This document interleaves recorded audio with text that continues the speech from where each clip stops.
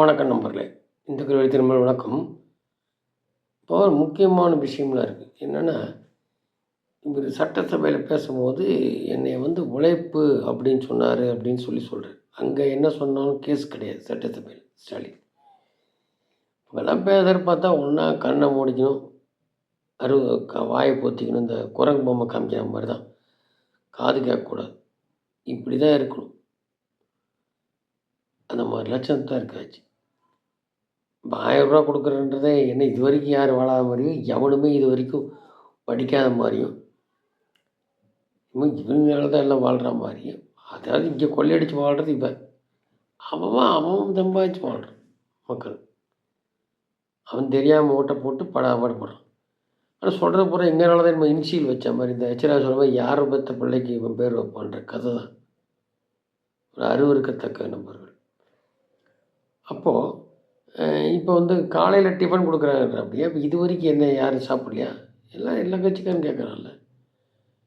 இப்போ நீ கொடுத்து தான் சாப்பிடும். அதாவது என்ன பண்ணுறதுன்னு தெரியல. ஏதோ ஒன்று அது கூட நல்ல விஷயம், அது ஒழுக்கமாக போட்டேன்னா அது உருப்படியாக இருக்குமான்னு பார்த்தா அதில் கமிஷன் அடிக்கிறது சாப்பிட்றதில்ல.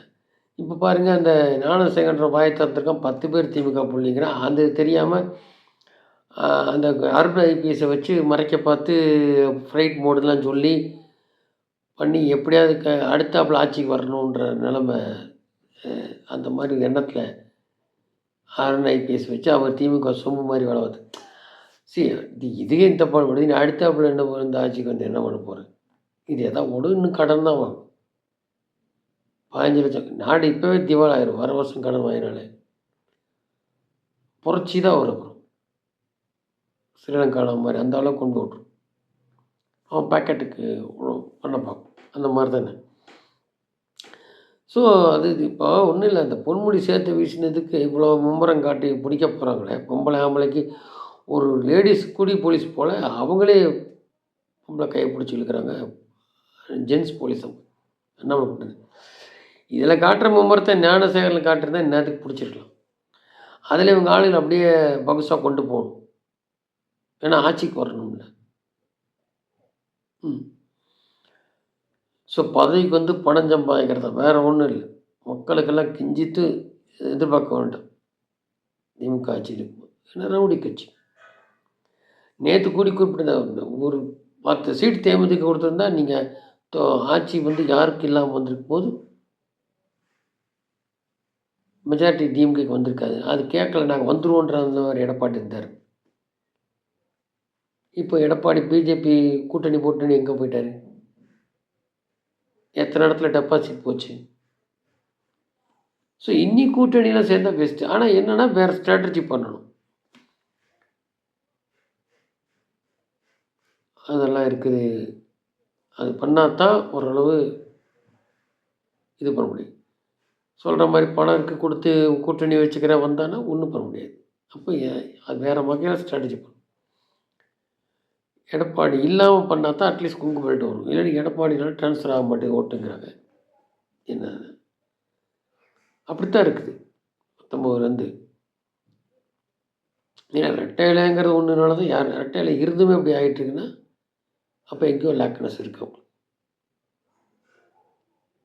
சரி, இப்போ கூட்டணி அமைக்கணும் அண்ணாமலை தலைமையில். இப்போ அந்த ஒரு 2-3 நாள் இந்த யார் தலைவர்னு இவர் தான் அந்த அதிகாரப்பூர்வமாக ஆரம்பிச்சிருவாங்க.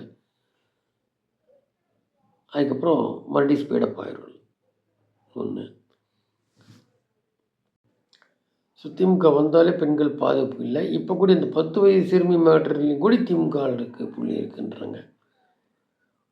ஸோ இப்படி எல்லாத்துலேயும் இருப்பான் லேடிஸ். இதுலாம் எதுலேயும் குறைச்சல. எல்லாம் இந்த மண் திருடுறது, மண்ணெல்லாம் எடுத்தது பக்கம்லாம் செம்மண் எடுத்ததுக்கு மலையை குடஞ்சி எடுக்கிறதுக்கு இப்போ நீதிபதி போய் பார்க்குற அளவுக்கு இருக்கும். எல்லா விதமான சட்ட விரோதமும் நடக்கும். அவுத்து விட்டா மாதிரி அவங்க ஆளுக்கு அதுக்காக தான் ஆட்சிக்கு வர மாதிரி இருக்கும்.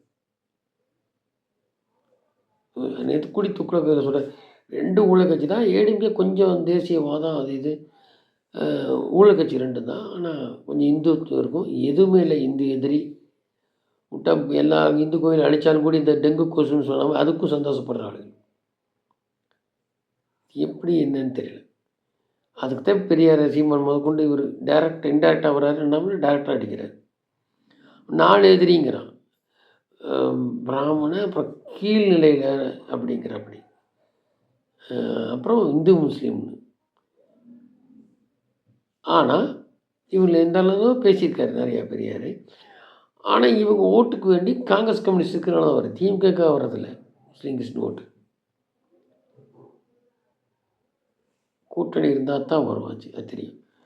ஸோ இதுக்கெல்லாம் என்ன மாற்றுன்றது அவருக்கா தெரியும். இல்லைன்னா இது பேசிகிட்டே இருக்க வேண்டியது, இந்த மாதிரி தான் பண்ணிகிட்டே இருப்பானுங்க. இன்னும் இதோட என்ன பெருசு வருது, இது அமர்ந்து போகும். அதனால் ஒரு வினோதமான கட்சி ஆட்சி அது முடியணும்னா மக்கள் கையில் தான் இருக்குது. அதில் எப்படி செயல்படுறான், உன் பணம் வாங்கிட்டு நீ என்ன வேணால் பண்ணலாம். அப்படியே கரெக்டாக அவன் ஏறி உட்காந்து உனக்கு செய்யாமல் என்ன பண்ணிட்டு இருக்கோ, அதே மாதிரி நீ உன் பணத்தை வாங்கிட்டு என்ன வேணாலும் விருப்பப்பட்டு பண்ணலாம். அங்கே போய் நேர்மையாக இருக்க பண்ணி திருப்பி அதே கதை தான் உனக்கு ஆகும். நேர்மையாக இருக்கிற ஆள்கிட்ட இல்லாத ஆள்கிட்ட உனக்கு அதுக்கு நேர்மையை காமிக்கிற ஓட்டில் காமிச்சா அப்படி தரும். நன்றி.